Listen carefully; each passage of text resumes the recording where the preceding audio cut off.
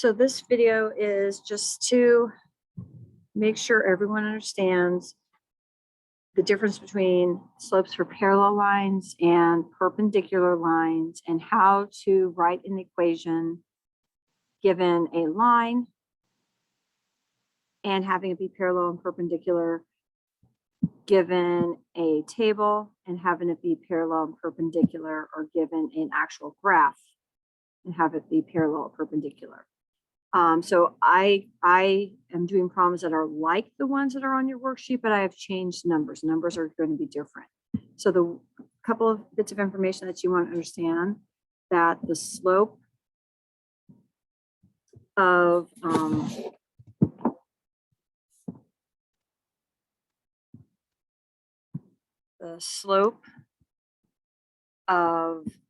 parallel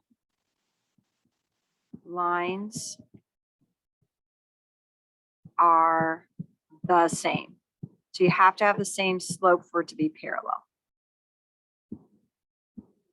The slope of perpendicular lines, and perpendicular lines are ones that meet at 90 degrees.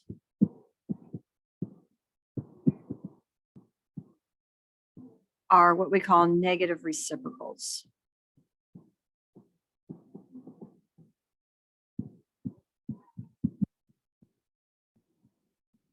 Where you're going to flip and change the sign.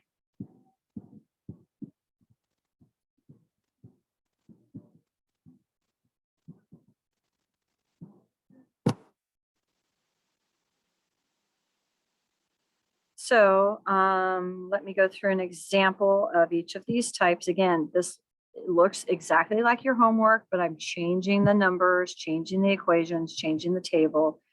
So it's going to look very similar. Okay, so in number one, we want to identify our slope. Our slope is -6, okay? So when we have lines that are parallel, remember, parallel lines have same slope. So I know that my slope is going to be the same. Where if I have a perpendicular line, my slope is going to be the negative reciprocal, which means I am going to take that -6 and I'm going to flip it so that and change the sign. So -6 is now going to become a positive. 6/1 flips to a 1/6, and that would be my slope. Now, in each of these situations, this point here is your y-intercept, okay? So our equation is going to be y equal my slope for parallel, which has to be the same, so -6x, plus my y-intercept, which is 4. On B, perpendicular, my slope is going to be a positive 1/6x. And then again, 0, 4 is my y-intercept, so it has to be +4. Now, on this table, I need to find my slope. So looking here, my change of y is -7. My change of x is 1. So the slope for the table is change of y over change of x, which is equal to -7/1, or just -7. So what does that mean? When we are dealing with parallel, I am going to have the same slope. It's going to stay -7. When I am dealing with perpendicular, it is going to be the negative reciprocal. So since this was a negative, it's going to be a positive. And then I flip it and I get a 1/7.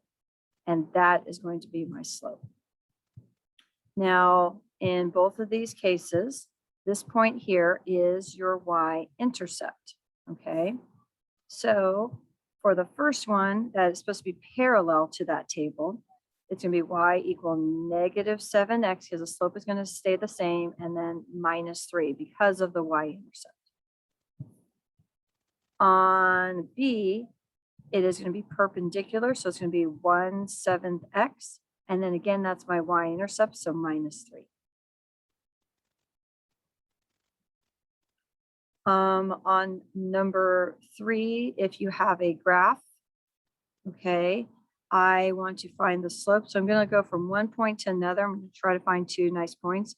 So this is 2, 1, 2, 3, 4, 5. So 2 and a 5. So the slope for this one is going to be up 2 over 5, so 2/5.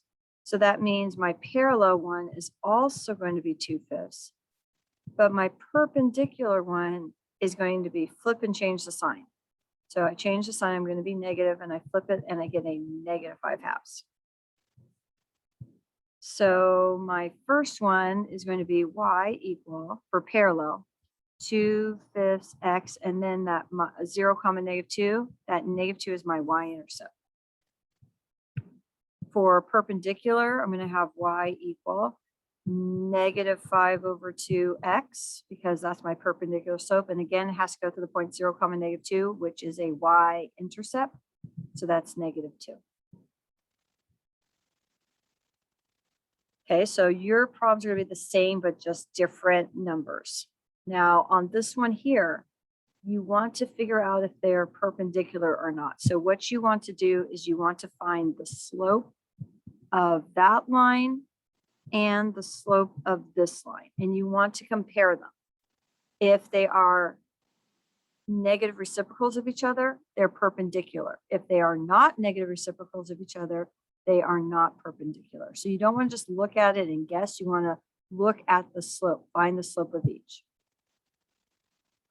On the last one, the challenge, when they tell you the perimeter, if you add all the way around the triangle, take my 7x minus 4 and add it with my 10x plus 3 and add it with my 19, I am going to have it equal 52, and then you solve for x. And then you're going to find each side. So hopefully this helps you on today's homework.